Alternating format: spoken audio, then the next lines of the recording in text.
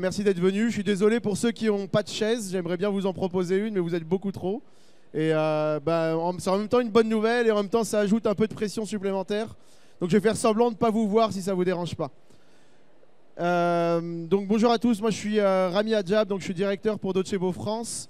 Je travaille depuis maintenant une dizaine d'années dans le monde du learning et j'étais auparavant donc chez Formetrice, qui était le leader de l'évaluation de la formation. Et donc aujourd'hui, on va essayer, normalement on devrait réussir, à vous parler d'intelligence artificielle, de quelles sont les nouvelles tendances, et surtout comment Docebo va permettre de l'accompagner ou comment Docebo va permettre d'y répondre. Je vais être accompagné de Fernando, je vais le laisser se présenter quand il aura sa partie. Et l'idée c'est que l'on parle de l'intelligence artificielle dans le monde du learning d'un point de vue un peu global, ensuite qu'on se concentre sur ce que fait Docebo, et puis ensuite qu'on vous montre ce qu'on a prévu pour nos clients et pour nos futurs clients cette année. Donc assez rapidement et si possible à main levée, je sais qu'on est beaucoup. Est-ce qu'il y en a pour vous, il y en a ici qui utilisent ChatGPT au quotidien dans leur travail? J'aurais aimé vous passer à tous le micro pour savoir comment vous l'utilisez, mais moi je vais vous dire comment moi je l'utilise. Aujourd'hui, ChatGPT, en fait, en tant que directeur, je suis intégré dans pas mal de boucles de mails en CC ou en des choses que je dois lire ou que je dois voir. Et parfois, dans certains mails, je dois prendre des décisions. Je prends la boucle de mail, je la balance dans ChatGPT et je demande à ChatGPT qu'est-ce que je dois faire ou quelle est l'action que moi je dois mener ou quels sont mes next steps. Et honnêtement, l'adéquation, en tout cas le rapport entre ce qui me montre, ce qui me dit et ce qu'il y a vraiment, alors évidemment, des fois, ça demande un double checking, est hyper précis. Et en fait, c'est cette gymnastique-là qu'on essayera ou qu'on essaye d'adapter et d'amener dans le monde du learning. C'est à quel moment on va pouvoir faire totalement confiance à l'intelligence artificielle, à quel moment ce qu'il va nous dire va être pertinent et à quel moment ce qu'il va nous proposer va nous permettre de gagner du temps. Et dans cette utilisation-là, on est pile poil dans l'idée. De façon assez globale, je voulais vous montrer ce graphe. L'idée de ce graphe, c'est d'essayer d'évaluer en fait à quel moment, à partir de combien de temps, on a atteint le million d'utilisateurs ou le million de nuits bookées pour Airbnb ou le million d'utilisateurs pour les autres plateformes. Netflix, qui était une plateforme un peu disruptive quand elle arrivait, a mis 3 ans et demi pour atteindre le million d'utilisateurs. En comparaison, ChatGPT a mis 5 jours. On est même sur un temps plus restreint pour Google AI. Et on va être sur un temps encore plus restreint pour la nouvelle version de l'AI de Microsoft. Donc là, on parlera carrément d'heures pour Microsoft. Donc c'est là où on se dit que le monde évolue très vite, que l'intérêt pour nous, c'est plus trop d'avoir des actions de communication, des actions de gestion, ou des actions de création de contenu sur le temps long, mais sur un temps très court, parce que les tendances et les besoins évoluent en un temps très court. Il y a longtemps, il y a une quinzaine d'années, Steve Jobs, enfin même plus, 30 ans, Steve Jobs avait dit que l'ordinateur était le vélo de l'esprit. Aujourd'hui, on considère que l'IA est la fusée qui va donner des super pouvoirs à la personne qui l'utilise. Il n'y a aucune intelligence artificielle qui viendra remplacer des métiers, ça n'existe pas et ça n'existera pas. En revanche, l'intelligence artificielle permet de vous donner des super pouvoirs, d'aller un peu plus loin que ce que l'on fait actuellement, plus vite, plus fort. Et dans le monde du learning, comment ça s'adapte? Il y a une dizaine d'années, ça c'était le landscape, donc c'était ce à quoi ressemblait le monde du learning il y a une dizaine d'années. Et ça, c'est ce à quoi il ressemble aujourd'hui. Il y a une dizaine d'années, le monde du e-learning et du learning en particulier, c'était uniquement concentré, en majeure partie concentré, sur l'onboarding, sur les parcours de formation quand on arrive dans l'entreprise. Là, maintenant, on a beaucoup changé. On arrive sur des formations ou sur des besoins qui sont beaucoup plus hybrides, beaucoup plus diversifiés. L'intérêt, c'est d'avoir une plateforme qui va être capable d'en même temps former nos collaborateurs et leur permettre d'être actifs, réactifs, efficaces plus rapidement, mais en même temps former nos partenaires et nos clients, en même temps former nos commerciaux, en même temps former la compliance et en même temps former nos frontliners dans le retail, par exemple, ceux qui sont en boutique. Et donc, face à cette évolution, il y a deux possibilités. Parce qu'avant, c'était beaucoup plus simple. On avait 70% de l'activité qui était la même. Donc, quand on crée du contenu, 70% de notre temps, on va aller créer des contenus qui ont les mêmes objectifs et les mêmes besoins. Aujourd'hui, il nous faut 1, 2, 3, 4, 5, 6, 7, parfois 10, 12, 15 chargés pédagogiques qui vont être capables de créer du contenu perspicace, adapté et de faire en un temps record pour que le contenu ne soit pas obsolète. Et parce que nos produits changent, notre méthode commerciale change, nos contenus sont obsolètes maintenant au bout de 3 mois, ils l'étaient avant au bout d'1 an. Donc ça aussi, c'est une grande donnée à prendre en compte. Comment je peux créer du contenu rapidement, adapté, personnalisable pour des entreprises qui ont 10 000, 15 000, 20 000, 30 000 employés. Et comment je peux toucher toutes les langues, toutes les cultures et tous les biais cognitifs. Et c'est exactement le challenge et le défi qui nous attend aujourd'hui. On a déjà vu l'année dernière aussi. Donc l'IA est là pour nous aider et on a 2 façons d'imaginer l'IA. Donc c'est une illustration que vous allez voir probablement d'ailleurs beaucoup aujourd'hui. Et donc c'est une métaphore qui dit comment on va travailler avec l'IA. Donc jusqu'à il y a 2 ans, l'intelligence artificielle était utilisée plutôt à la méthode du centaure. C'est-à-dire qu'on continuait de travailler comme on travaillait normalement. Et derrière, on ajoutait des jambes bioniques, l'intelligence artificielle, pour venir nous aider sur l'extra mile, ce qu'on avait à faire. Donc ça, c'est comment on utilisait l'IA il y a encore 1 an. ChatGPT est venu bouleverser ça. Aujourd'hui, on utilise l'intelligence artificielle à la méthode du cyborg. C'est-à-dire dans nos tâches quotidiennes. Moi, par exemple, dans ma gestion des mails. Mais j'imagine que vous, c'est dans les réponses à apporter à un appel d'offres, ou dans l'analyse d'un document, ou dans la création d'un contenu avec Midjourney, ou dans la génération d'illustrations. Et donc, la méthode du cyborg, c'est chaque tâche, chaque action, chaque activité, j'intègre de l'intelligence artificielle. Pas forcément en plus de mon travail, pas forcément pour les tâches additionnelles, mais dans mes tâches au quotidien. Et surtout, dans le background. Comment l'intelligence artificielle va pouvoir me générer des choses plus rapidement sans que j'ai besoin d'aller le chercher. Et ça, c'est ce qu'on verra tout à l'heure avec Fernando.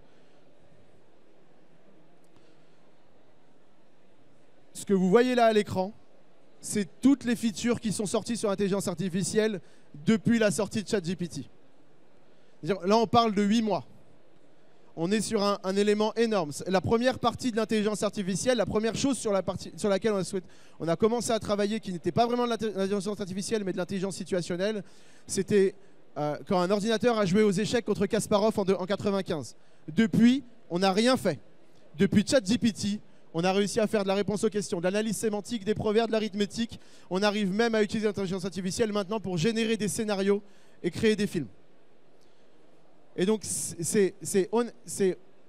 l'arrivée de ChatGPT a été comme une espèce de boîte de Pandore, c'est-à-dire qu'on l'a ouverte et tout nous est sorti.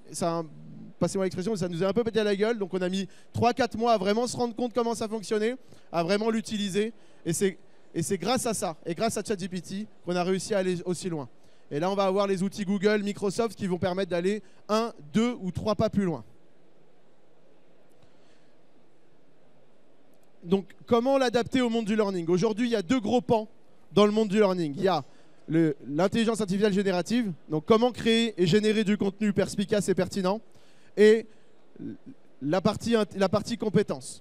Donc, ça veut dire comment identifier les compétences fortes dans mon entreprise, comment identifier les besoins en termes de compétences pour mes employés, comment aller combler les gaps qui sont sur la compétence même, c'est-à-dire le niveau de compétence, et comment aller identifier les gaps de compétences qui ne sont pas encore identifiables. Comment créer une carrière dans mon LMS, comment pousser du contenu adapté, pertinent, par rapport au profil et aux besoins métiers ou au profil aux besoins d'évolution de mon employé. Et donc ça, ce sont les 2 gros pans. Aujourd'hui, on va se concentrer sur la partie générative. Si vous voulez parler de compétences, vous venez nous voir sur le stand L20, on pourra en parler. Et donc sur la partie générative, c'est comment?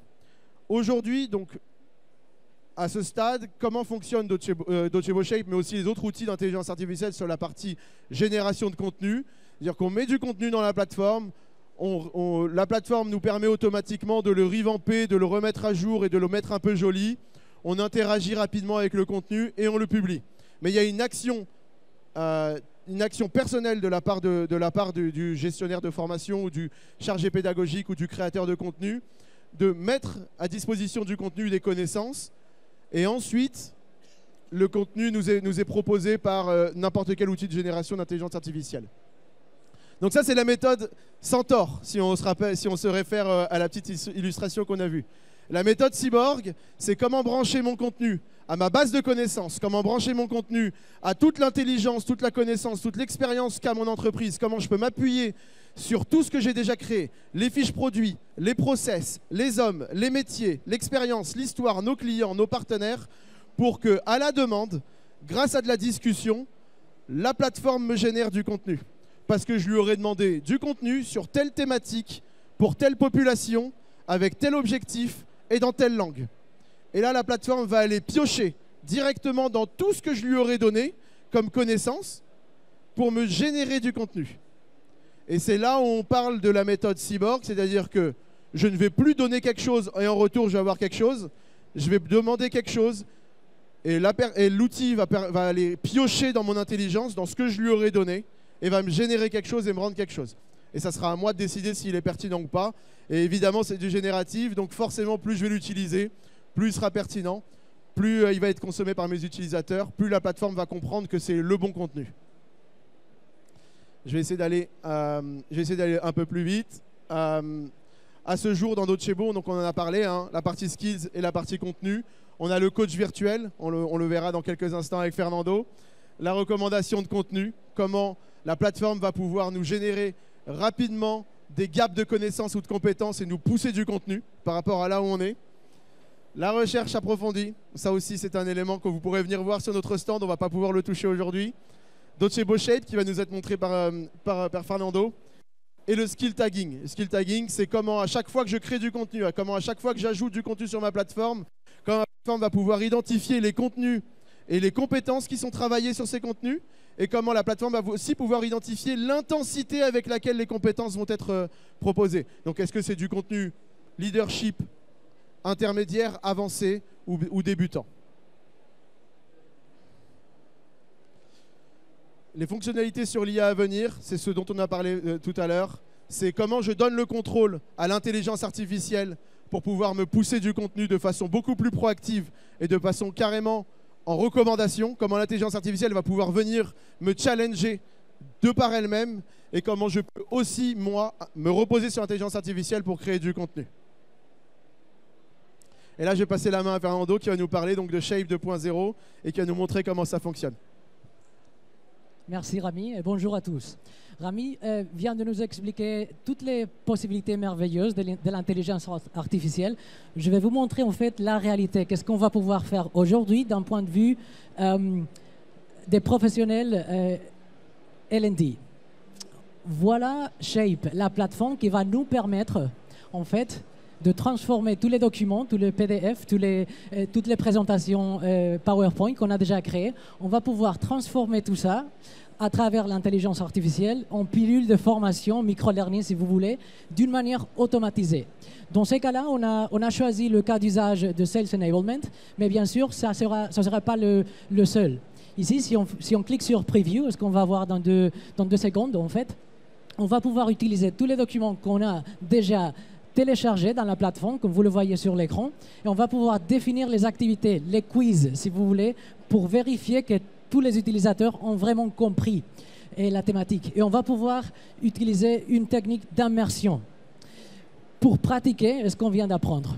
Vous voyez sur l'écran qu'on a les différents cas d'usage. On va choisir le cas du Sales Enablement.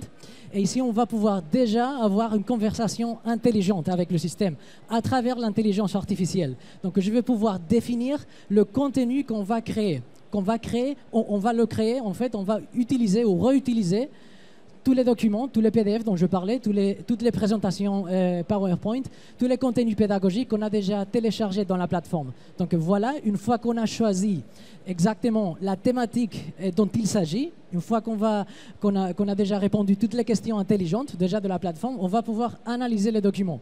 C'est-à-dire, dans tous les 300 ou 3000 documents, on va pouvoir, la plateforme, l'intelligence artificielle, va faire le travail le plus dur, on va dire, le heavy lifting. L'intelligence artificielle, comme vous le voyez, nous a déjà choisi les documents qui seront pertinents pour le cas d'usage choisi. Mais il n'y a rien comme l'intelligence artificielle est géniale, comme vous le savez déjà, mais il n'y a rien comme l'intelligence humaine. Et c'est ça, en fait, de ce qu'on va pouvoir faire. On va pouvoir toujours raffiner, rajouter le côté humain pour créer le shape, la pilule de formation de micro-learning qu'on vient de créer, comme vous le voyez sur l'écran. Ici, ce qu'on va pouvoir faire, on va pouvoir aussi vérifier le quizzes qu'on a créé, les contenus, les messages. En fait, toutes les thématiques qu'il va falloir sur lesquelles on va former les collègues, nos clients, nos partenaires, etc., etc. Mais ce qu'on va pouvoir faire, tout ce qu'on vient d'apprendre, on va pouvoir aussi le pratiquer.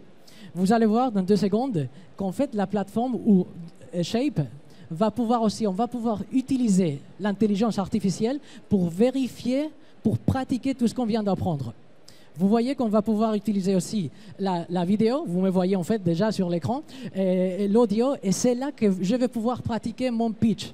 Vous vous rappelez que le cas d'usage, c'est le Sales Enablement. C'est comme ça qu'on va pouvoir former et pratiquer tout ce qu'on a appris. Et là, je suis en train de penser à la force de vente, en fait. C'est là que je suis en train de pratiquer mon pitch, etc.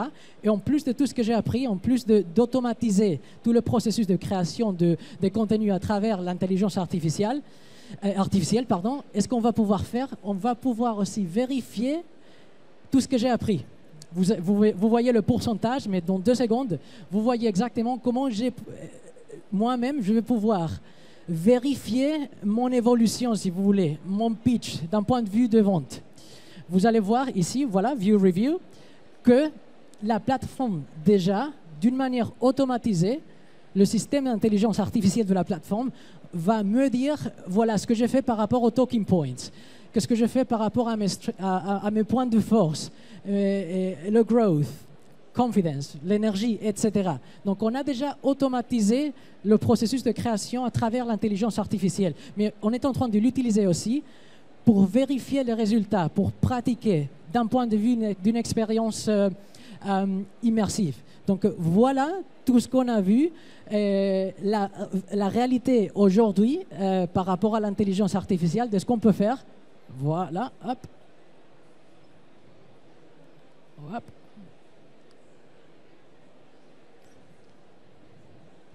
C'est exactement ça. Donc, on a vu 2 ou 3 points déjà. Et Rami, je ne sais pas si tu veux parler aussi un peu de... voilà. Des éléments clés, des takeaways. Ouais, merci Fernando. J'imagine que ce qu'il vient de vous montrer Fernando là à l'instant, vous vous dites tous, est-ce que ça marche? Venez sur le stand, on vous montrera, mais normalement ça devrait marcher. L'idée principale et les 2-3 points et les éléments clés que vous allez pouvoir avoir avec Docebo Shape et les éléments clés sur lesquels on travaille. Donc il y a la partie copilote. Donc la partie copilote, c'est toute la partie de discussion. C'est là on va échanger avec l'intelligence artificielle et c'est à ce moment-là, on va lui demander de nous générer du contenu, lui donner donc les profils avec lesquels on souhaite travailler, lui donner les profils avec lesquels on souhaite former, quels sont les objectifs de cette formation, quels sont les KPI et quels sont les résultats que je souhaite avoir. Donc le copilote, c'est la partie de discussion avec la plateforme. AI Brain, ça fait un peu peur, c'est tout ce qu'on va aller brancher sur votre base de connaissances. Il y a des questions d'RGPD qui doivent vous brûler les lèvres. C'est tout RGPD compliance, c'est notre intelligence artificielle, c'est notre data lake et les données sont concaténées. Ça veut dire que votre base de connaissances n'échangera pas avec l'intelligence artificielle de nos autres clients. Et donc l'AI Brain, c'est tout ce qui va être connecté avec votre base de connaissances, expérience, métier, fiche produit, process, personne, carrière et ainsi de suite. AI Brain, à l'avenir, pourra même se connecter avec les profils LinkedIn de vos employés, notamment pour la partie connaissances et carrière pass.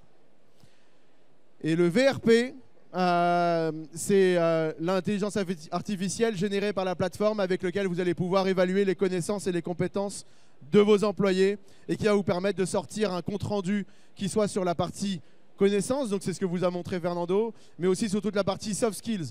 Est-ce que le ton était bon? Est-ce que le rythme était bon? Est-ce que la confiance fournie était bonne? Ça, pour des formations, par exemple, en Sales Enablement, c'est important de pouvoir savoir que le pitch utilisé est le bon, notamment sur la partie retail ou sur la partie commerciale.